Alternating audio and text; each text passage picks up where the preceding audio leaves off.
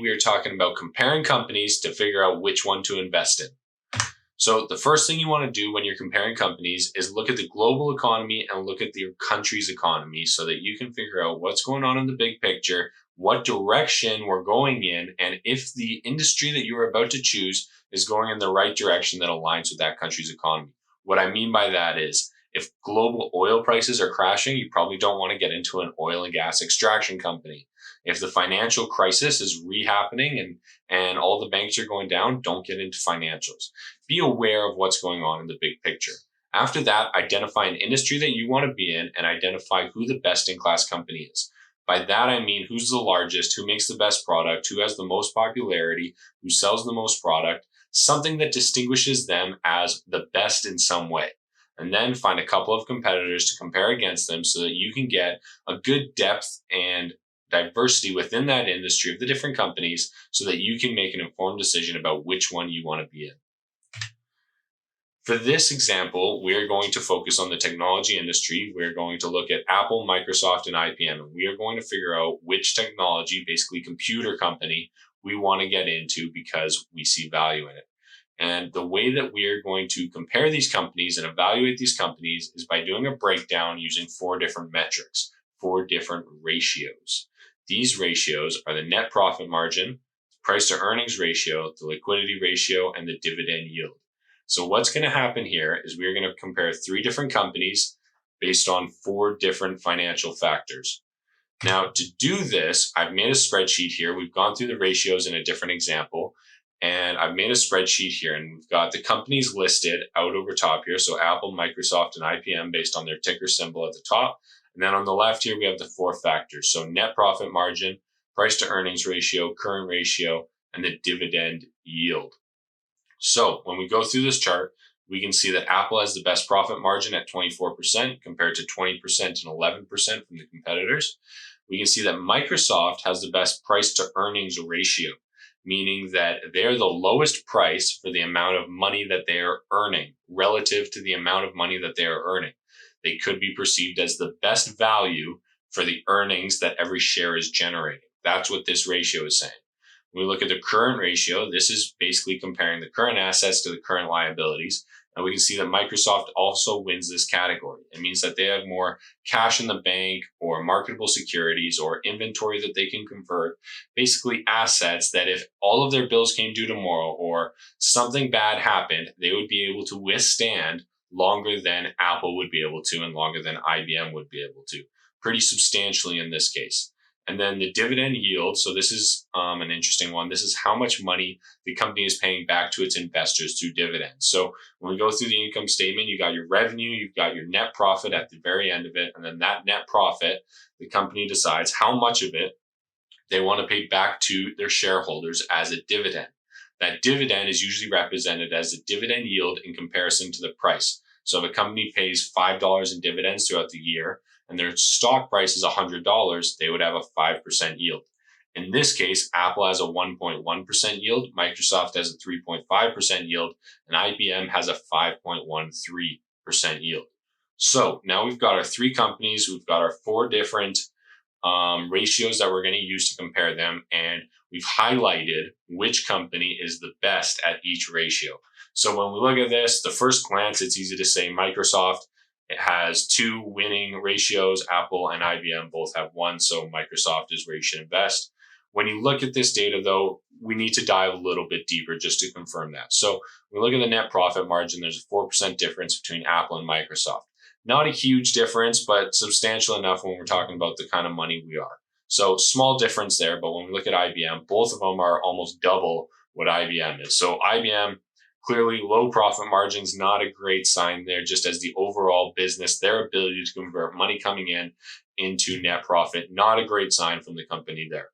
Price to earnings ratio. Apple is 22 times their earnings, meaning that you would have to take 22 of Apple's last earnings to get to their price, their earnings per share compared to their price. Microsoft is only 8. So Microsoft is showing that it's a much, much better value for the earnings. The price compared to the earnings of that stock is a much better value in Microsoft than it is in Apple. When we look at IBM, Microsoft is better than IBM, but IBM is better than Apple. So kind of a toss up on where you go there, but a drastic change between Apple and Microsoft there. So small change between net profit margins, drastic change between price to earnings ratio. And then when we look at the current ratio, we can see that both Apple and Microsoft are above 1.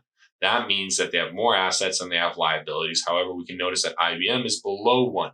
That is a red flag. That is a bad sign. That is us seeing that they have more liabilities than they have actual assets on their balance sheet. And it shows that they could have some trouble paying down all of those assets and all of those liabilities within the next year because they don't have as much assets. So they better be able to build that up in some way, primarily cash.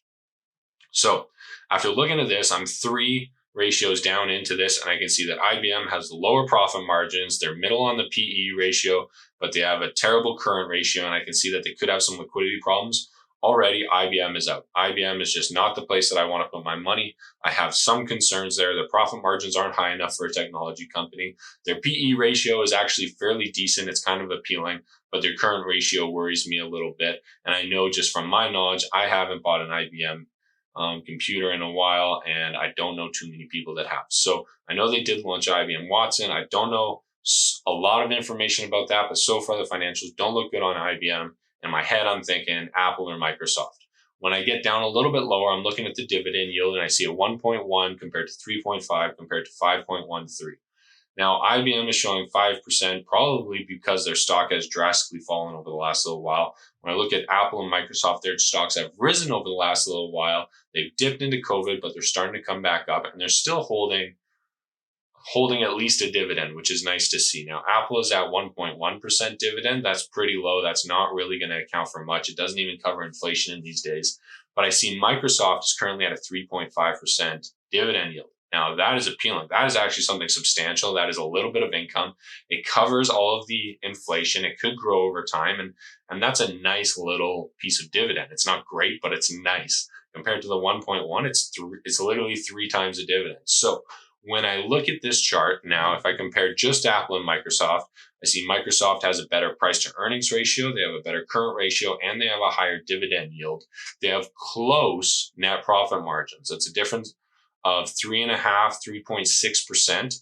So it's not huge, but it's a difference. And when you're talking about that much money, it's definitely a difference, but they are paying a much higher dividend yield. They are paying they have a higher current ratio, and they have a lower price to earnings ratio, which means I'm getting better value for my money. So when I compare the 3 major computer companies here, tech companies, I'm saying I want to buy Microsoft because I'm going to get a small dividend for it. I'm going to get better value for the money that I'm putting in terms of earnings.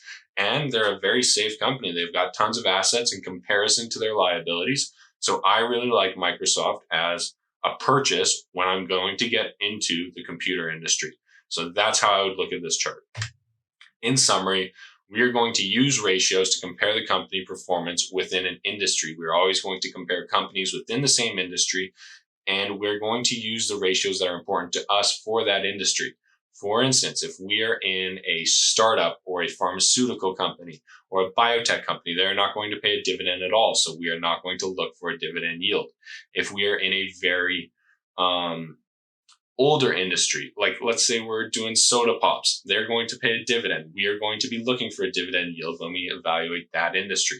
So we have to be very careful that we're using ratios that actually apply to the industry that we are trying to get into.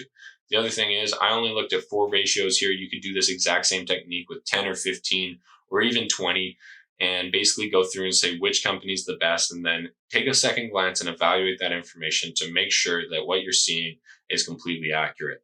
And anytime that you're going to do this basically strategy, make sure you are doing it with companies in the same industry. It does not make sense to compare Apple to Walmart or Heinz to a technology company. You need to make sure that you're doing this within the exact same industry so that you can compare apples to apples, and these ratios will make more sense. So if you have any questions, send me an email. We're going to dive into this a little bit more in the next few videos, so stay tuned.